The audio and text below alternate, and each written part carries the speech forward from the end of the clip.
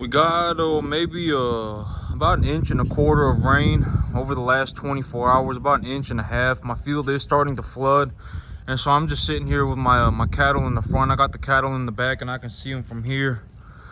But these animals, they've been wet down pretty good. They got a lot of rain on them, and so you can kind of tell what these animals look like right now, because in terms of what their body conditioning looks like, because their fur's been pushed down by the water.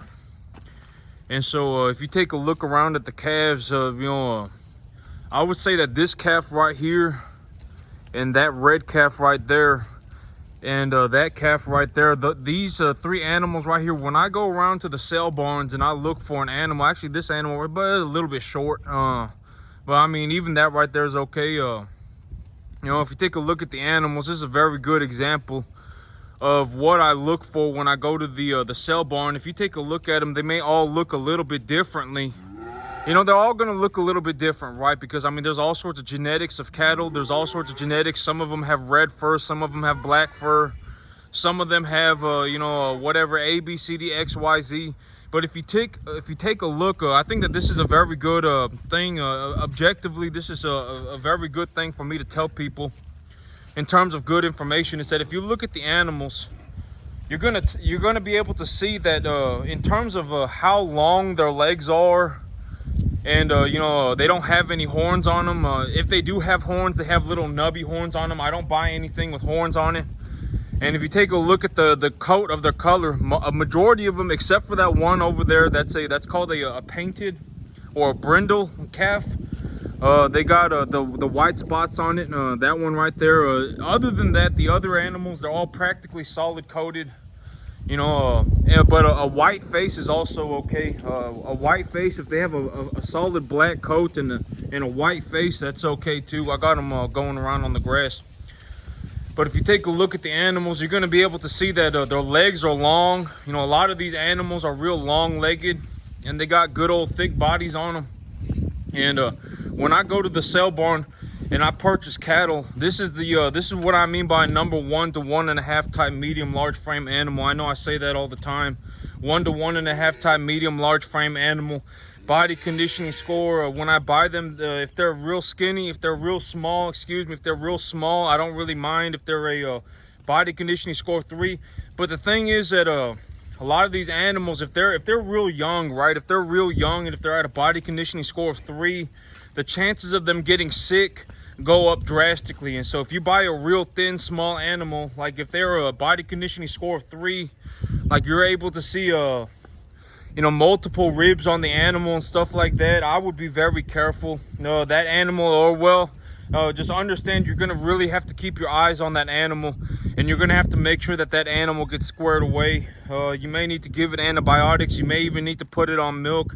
I would highly suggest putting it on a total mixed ration, even if the animal's at a body conditioning score of 5. Okay, so I was actually taking a look at my grass yesterday, and my grass, I think there are portions of my field that are okay. So I was actually going to take y'all back there and take a look at the grass with me, but it's so flooded out that I don't want to go back there right now. I don't want to walk through shin high water to get to the back of my field, and through shin high mud to get to the back of my field. But okay, so I know that on the back portion of my field, I tend to get more fertilizer on the back portion of my field, because when I go around the field, I do my U-turn across the back of the field, and so the back of the field, it tends to also collect more water. The elevation in the back dips. It dips just a little bit in the back. The elevation of my field goes up the entire way, all the way to the back. But when it gets to nearly the very back of the field, the elevation dips downward, and so there's more water collection in the back of my field. And in the back of my field, I do my U-turns. When I put fertilizer on the grass, I do my U-turns across the back of the field. And so the back of my field tends to get more water, and it also tends to get more fertilizer. And so the one portion of my field, so let's say I got portion 1 right here, portion 2 right here, and portion 3's in the back, right? I'll split it up like that. Portion 1, portion 2, portion 3. Portion 2 of the field is having is having a fertilizer deficiency. I believe it's either a nitrogen or a potassium deficiency. Well, I would actually think it's a potassium deficiency. I think it's a potassium deficiency. But the thing about the field is that portion 3 of my field does not have any deficiencies. Portion 3 of my field is growing just fine. Portion 1 of my field is also growing just about fine as well. And so portion 1 is doing just about fine. Portion 3 is doing just about fine, and portion 2 is not doing very well.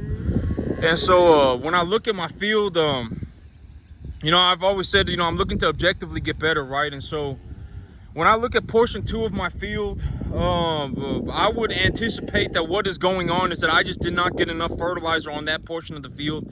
And so, but portion 1 is doing good. Portion 2 is not doing very good, and portion 3 is doing very well. And so I was using the correct fertilizer, but I did not fertilize my grass enough. And I was thinking about that last night when I went back inside. I was thinking about that when I went back inside.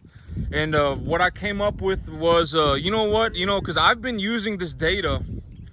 So I've been using this 50 pounds. Okay, because this paper that I had read was like, okay, if you utilize 250 pounds of nitrogen over 5 months, over the fall and in the spring, if you utilize 250 pounds of nitrogen over a period of 5 months, what we have found in our studies was that if we used just solely nitrate fertilizer, and we applied that nitrate fertilizer, which is a negatively charged fertilizer.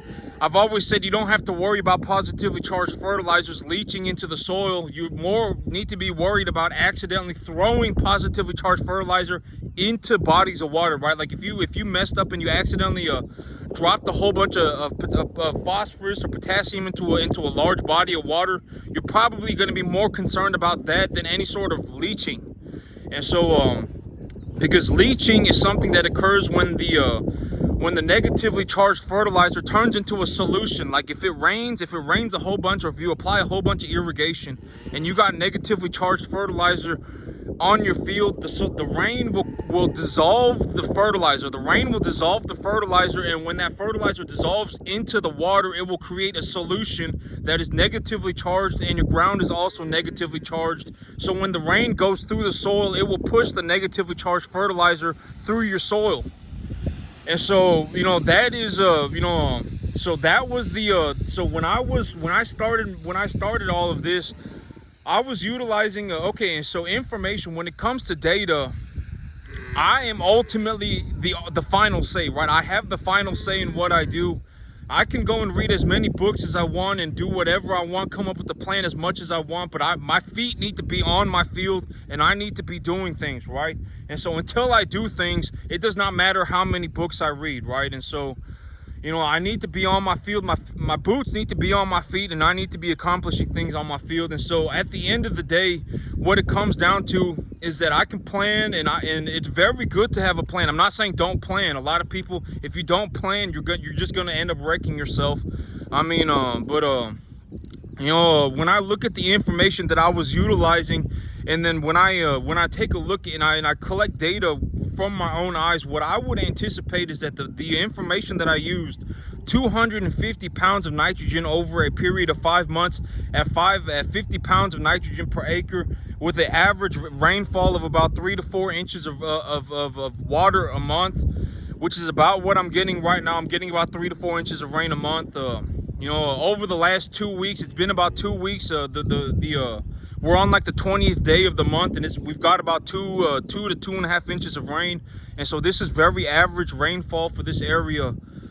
And you know, the thing that I objectively, when I looked at what I was doing, the thing that I think that I miscalculated, not even miscalculated, from the data that I've collected, is that 250 pounds a month, it's just for when I'm growing crops for hay, right? Like if I'm just growing my grass for hay, 250 pounds of nitrogen a month maybe is probably pretty spot on accurate. I would say within like, you know, depending on well, I still got one calf that's freaking out, but depending on how much you know, rainfall there is, depending on what kind of soil type you have. If you have a clay loam soil like I do, I have a loamy clay soil. If you have sandy soil, it's going to be different. If you have a sandy loam soil, it's going to be different.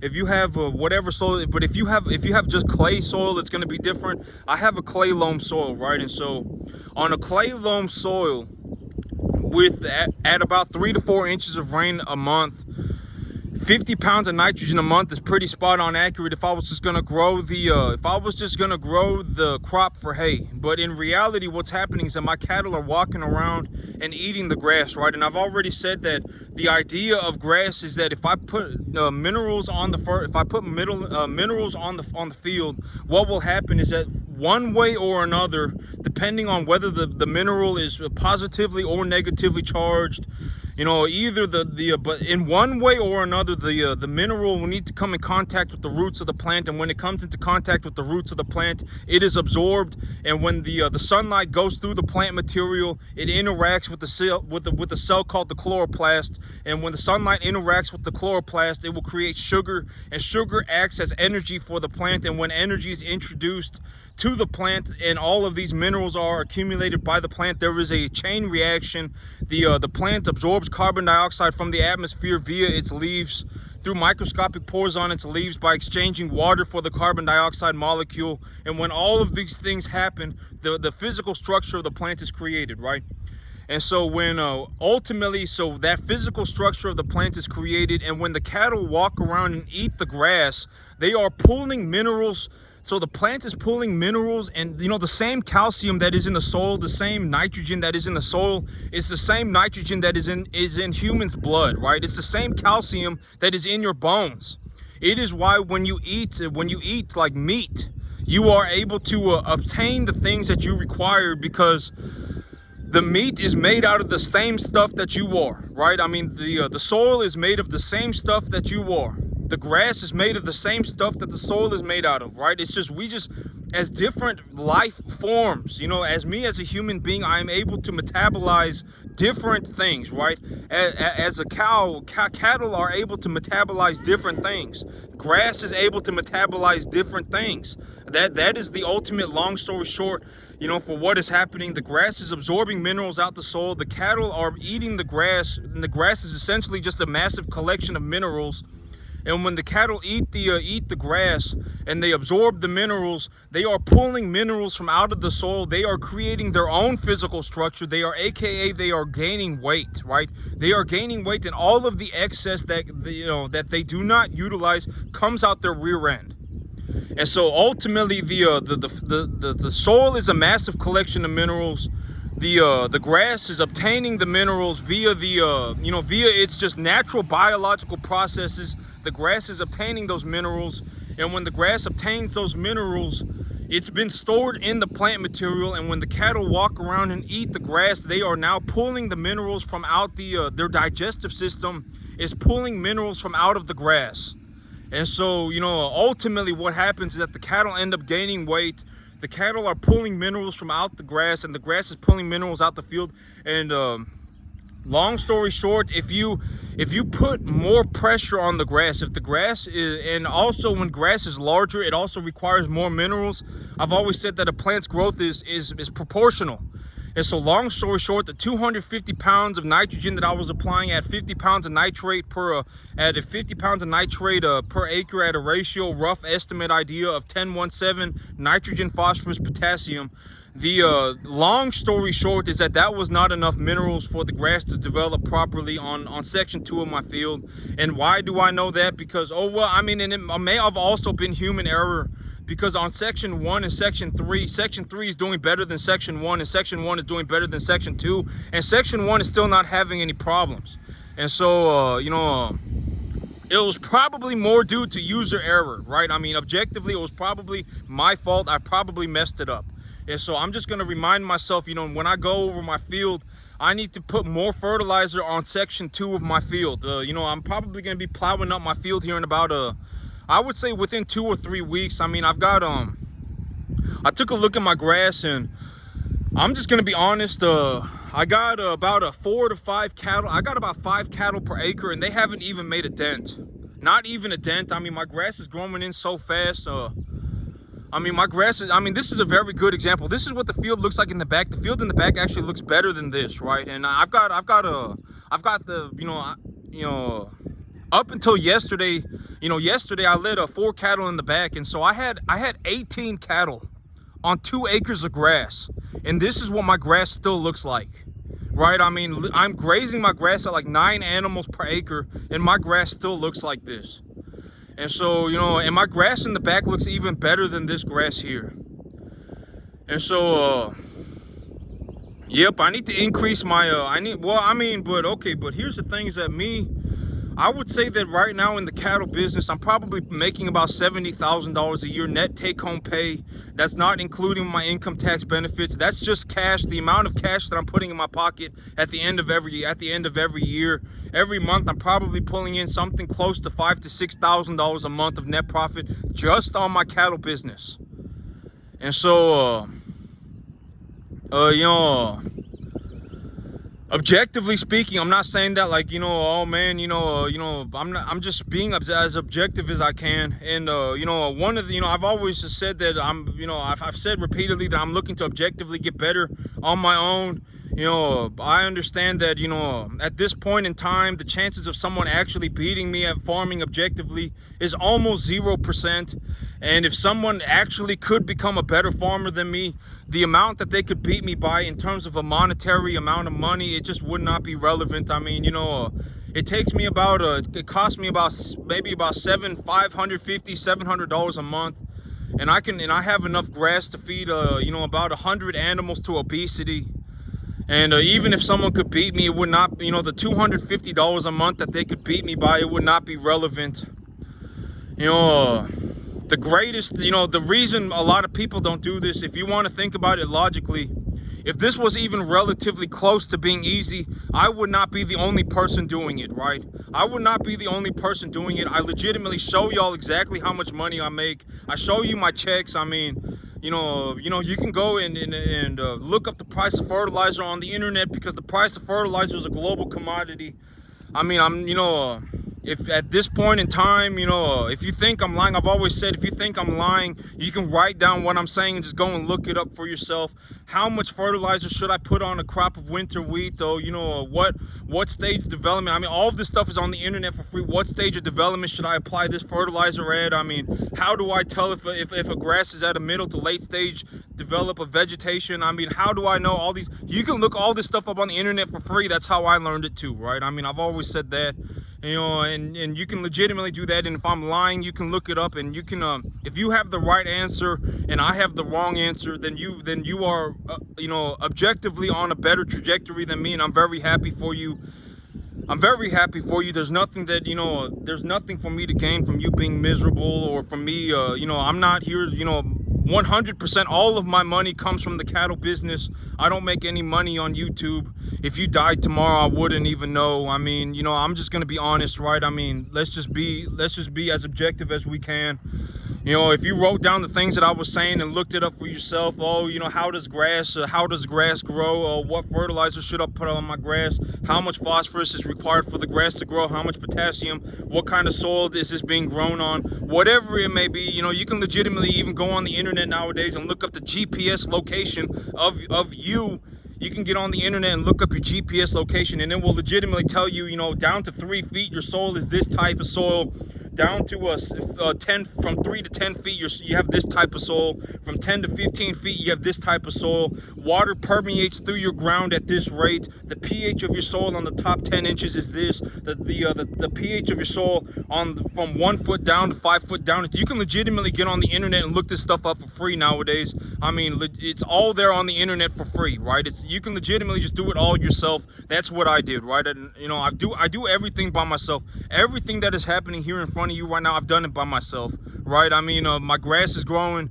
I grew my grass by myself. I run my cattle by myself, largely by myself. I mean, every once in a while, one of my family members will come in and help me for a day or two. But largely, I'm doing all this by myself. I would say about 99.999% of this I'm doing on my own. When it comes to farming, it does not matter how much money you throw at it. If you are not a farmer, you will not be able to farm. Farming is a hard skill. It is not something that you can just wake up tomorrow and do, right? I mean, it's just not. And that's also what I mean by if you're over probably about somewhere, usually it's somewhere between 15 and 25 years old. If you're over that age, you should probably not be looking to get into skill-based work.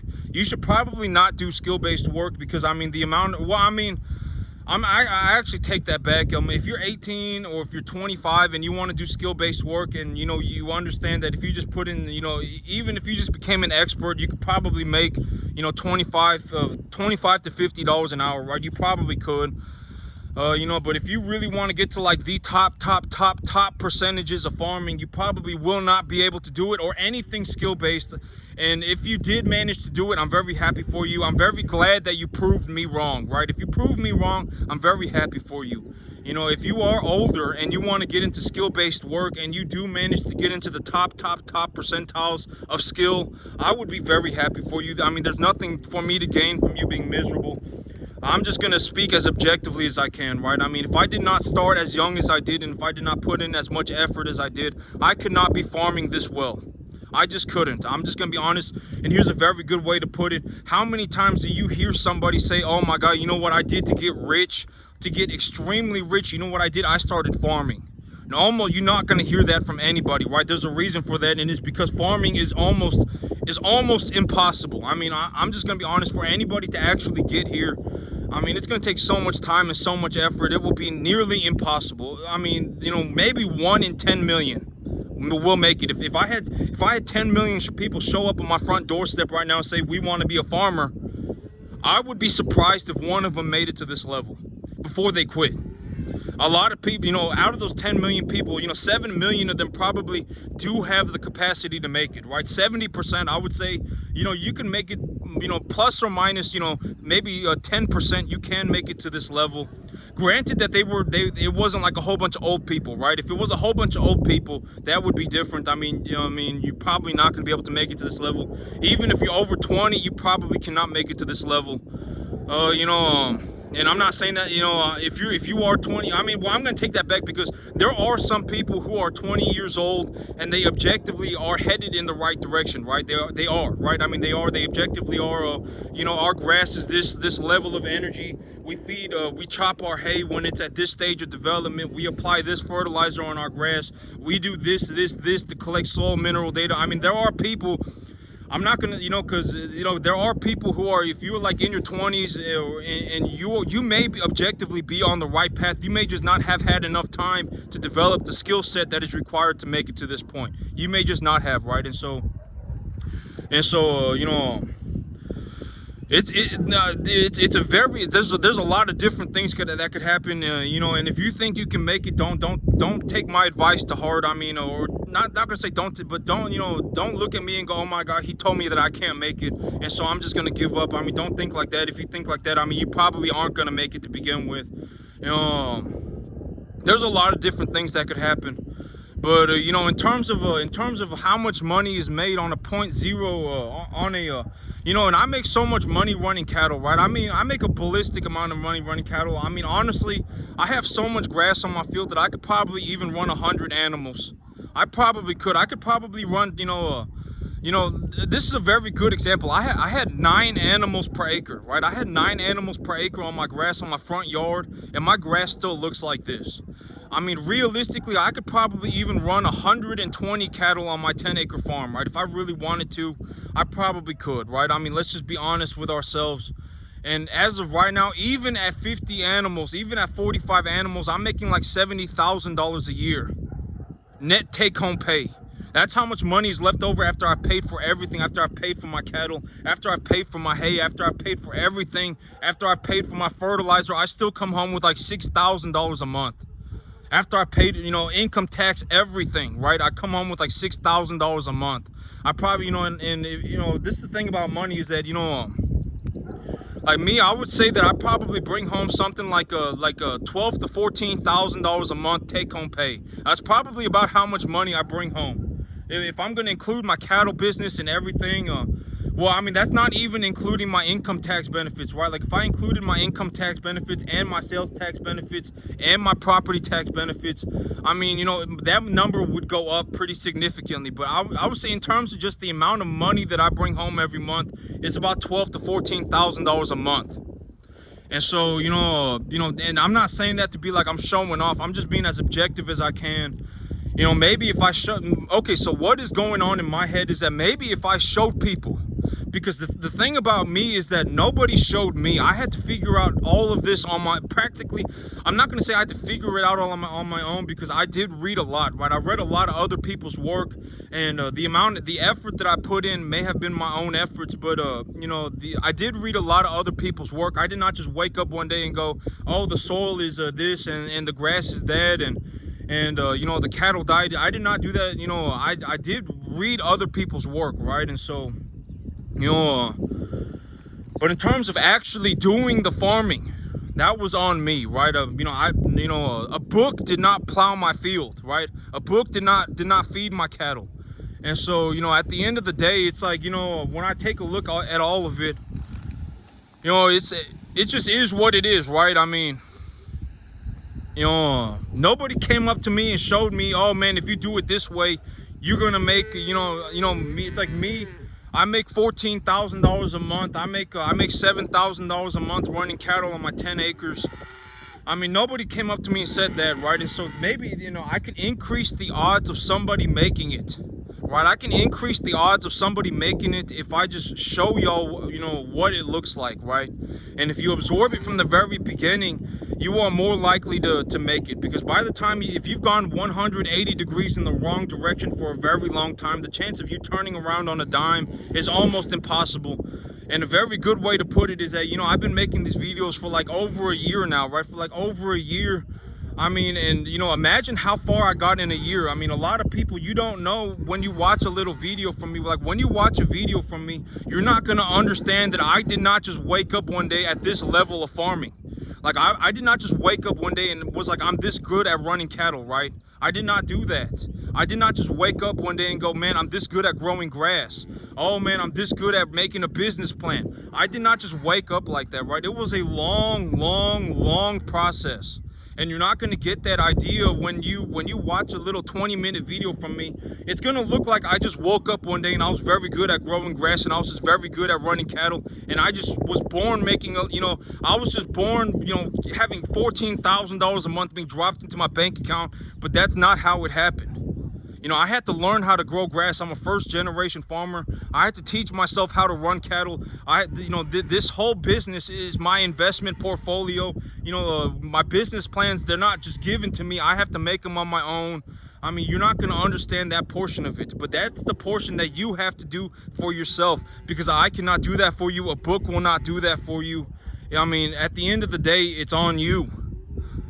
But maybe if I showed people what it looks like to make it, and I said you can make a drastic sum of money doing this if you decide to go through with it, and mentally you are in a better space thinking that you will not get paid for 14 years. Like, you are mentally in a better space if you genuinely have convinced yourself that you will not get paid for the first 14 years, and that you have to work 15 hours a day for 7 days a week, no days off.